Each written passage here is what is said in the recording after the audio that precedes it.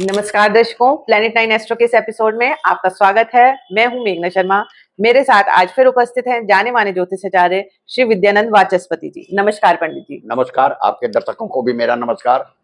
दर्शकों, इस एपिसोड में हम पंडित जी से जानकारी लेंगे मिथुन राशि के बारे में। मिथुन राशि के लिए जो सितंबर का महीना है वो कैसा रहेगा। तो पंडित जी पहले हमारे दर्शकों को जानकारी दें कि ग्रहों की स्थिति कैसी रहेगी मिथुन राशि वालों के लिए। मिथुन राशि वालों के लिए गुरु की स्थिति मिथुन राशि के लग्न में ही हो। अच्छा। द्वितीय भाव धन भाव कर्क राशि का है, जहाँ शुक्र और बुध की स्थिति होगी जी। तृतीय भाव सिंह राशि का है, जहाँ सूर्य और केतु की स्थिति होगी। चतुर्थ भाव कन्या राशि का है, जहाँ मंगल की स्थिति होगी। फिर मंगल 13 तारीख के बाद राशि परिवर्तन कर तुला राशि में चले जाएंगे और सूर्य राशि परिवर्तन कर कन्या राशि में चले आएंगे। अच्छा, तो राहु की स्थिति नवम भाव के कुंभ राशि में है और दसम भाव के मीन राशि में शनि की स्थिति है जी। फिर इसके बाद अब हम लोग इस पर विचार करें कि मिथुन राशि वालों के लिए इस ग्रह स्थिति के अनुसार कौन कौन सी बातों पर क्या फल होगा। अच्छा, सबसे पहले हम पंडित जी से जानेंगे कि मिथुन राशि के जातकों के लिए स्वास्थ्य हेल्थ कैसी रहेगी इस महीने, सितंबर के महीने में। सितंबर के महीने में स्वास्थ्य की दृष्टि से थोड़ा नर्म रहेगा। अच्छा। मंगल की स्थिति छठे भाव का स्वामी होकर मंगल की स्थिति चौथे भाव में के कन्या राशि में होने से स्वास्थ्य नर्म रहेगा। कन्या राशि मंगल का शत्रु राशि है, ऊपर से शनि की दृष्टि है, तो इसलिए छाती से संबंधित रोग देंगे।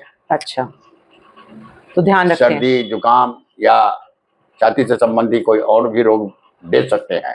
अच्छा, तो इसका जरा ध्यान रखें, अपने स्वास्थ्य पर ध्यान रखें। और 13 तारीख के बाद मंगल की स्थिति चली आएगी पंचम भाव में, तो थोड़ा राहत मिलेगी। अच्छा, राहत मिलेगी 13 तारीख के बाद। छठे का स्वामी होकर पंचम भाव में रहेंगे, यानी व्यय भाव में रहेंगे, तो रोग शत्रु से रक्षा करेंगे। अच्छा, ठीक है। तो अब हम जानते हैं पंडित जी से कि नौकरी और व्यवसाय मिथुन राशि के जातकों के लिए जो सितंबर महीना है उसमें कैसा रहेगा। देखिए, नौकरी छठे घर से देखी जाती है जी। छठा भाव वृश्चिक राशि का है, जिसकी स्थिति चौथे भाव में है मंगल तो नौकरी की स्थिति तो ये ठीक देगा। अच्छा।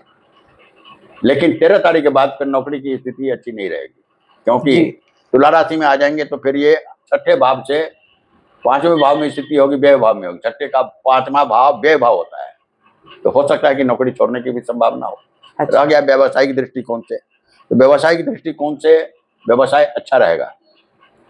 व्यवसाय में किसी प्रकार की कमी नहीं होगी, क्योंकि गुरु की दृष्टि, गुरु लग्न में स्थित है, गुरु की दृष्टि 7वें भाव पर है, जो 7वां भाव गुरु की अपनी राशि है, इसलिए व्यवसाय की दृष्टि अच्छी रहेगी। और उसमें भी क्रूर ग्रह की दृष्टि मंगल और शनि की दृष्टि है, तो व्यवसायिक दृष्टिकोण से तो ये अच्छा रहेगा। तो नौकरी की तरफ से थोड़ा ध्यान रखना। नौकरी की तरफ से 13 तारीख के बाद हो सकता है कि मन विच्छिन्न हो जाए कि हम नौकरी ना करें, उसमें ऐसा हो सकता है, लेकिन ऐसा न करे तो अच्छा रहेगा। अच्छा, चलिए अब हम पंडित जी से जानकारी लेते हैं धन की स्थिति कैसी रहेगी और इस महीने में लाभ कैसा रहेगा। देखिए, धन की स्थिति द्वितीय भाव से धन देखा जाता है, परिवार देखा जाता है, वाणी देखी जाती है। यहाँ शुक्र और बुध की स्थिति है, वो अभी कर्क राशि में संवेदनशील राशि में है।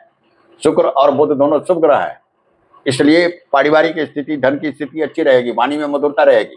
अच्छा। लेकिन इसके साथ साथ मंगल की स्थिति भी चतुर्थ भाव में है, इस बात का भी ध्यान रखना चाहिए। 1 से 15 तारीख तक मंगल की स्थिति चतुर्थ भाव में है, तो अहंकार से बचें और जरा वाणी पर, घर के अंदर वाणी पर नियंत्रण भी रखें।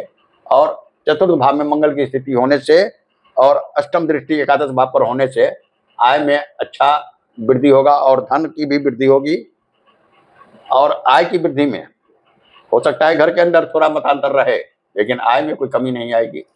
घर भी खरीद सकते हैं, वाहन भी खरीद सकते हैं, दोनों स्थिति अच्छी रहेगी।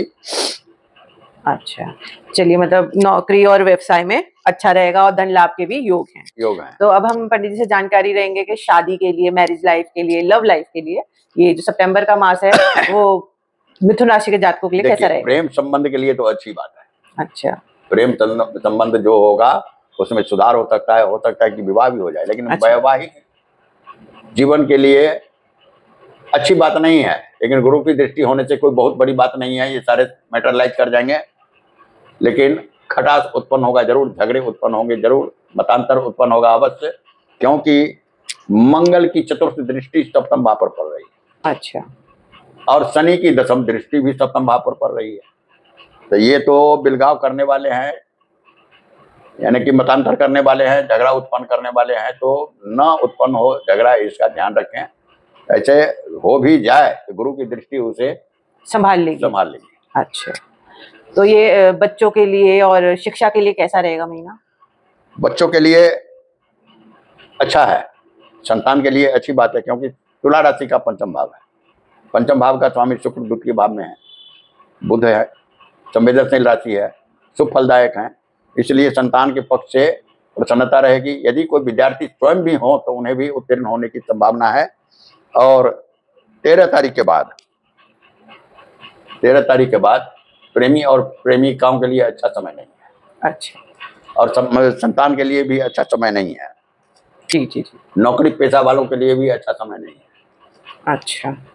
मन में उदासीनता आ सकती है नौकरी से। अच्छा, तो पंडित जी आप बताइए, निवेश और इन्वेस्टमेंट्स कैसी रहेंगी इस महीने में?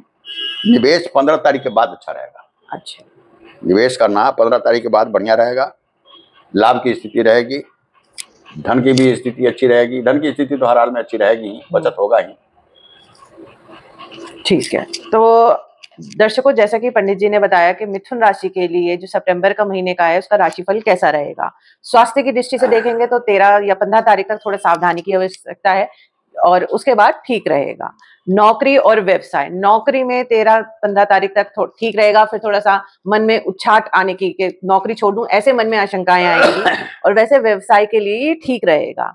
लाभ और धन की स्थिति पंडित जी ने बताया कि बहुत अच्छी रहेगी। बच्चों की पढ़ाई और इन सब के लिए भी ये स्थिति अच्छी रहेगी क्योंकि गुरु अपने अच्छी स्थिति में है। निवेश और इन्वेस्टमेंट्स के बारे में बताया कि 13 तारीख के बाद उनसे लाभ मिल सकता है। तो अब हम पंडित जी से जानेंगे कि मिथुन राशि के जातकों के लिए आप कोई सरल उपाय अवश्य बताएं। मिथुन राशि के जातकों के लिए तो बुध का उपाय करना चाहिए, गणेश जी की पूजा करें। हालांकि इसमें उपाय की आवश्यकता नहीं है, कोई ऐसी बात नहीं है, लेकिन अगर नहीं पंडित जी, आपने बताया कि विवाहित लोगों के लिए थोड़े से असमंजस होगा या मतभेद होने की संभावना है, तो उपाय तो आप हमारे दर्शकों को जरूर बताएं। कहने का मतलब ये है, मिथुन राशि वालों के लिए तो बुध का उपाय करना चाहिए। अच्छा, गणेश जी की पूजा करें तो अच्छा रहेगा।